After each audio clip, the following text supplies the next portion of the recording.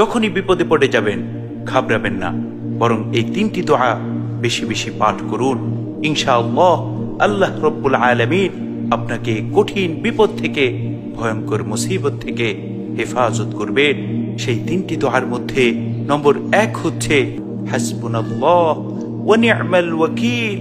হাসবুনাল্লাহ ওয়া নি'মাল ওয়াকিল, আল্লাহই আমার জন্য যথেষ্ট এবং তিনি উত্তম সাহায্যকারী। নম্বর 2 হচ্ছে যখনই কঠিন বিপদে পড়ে যাবেন সাথে সাথে এই দোয়া বেশি বেশি পাঠ করুন।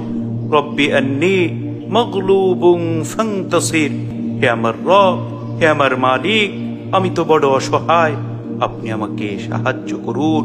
নম্বর 3 হচ্ছে যখন আপনার জীবন ভয়ঙ্কর মুসিবতের মধ্যে পড়ে যাবে, দেরি না করে সাথে সাথে এই দোয়া বেশি বেশি পাঠ করুন।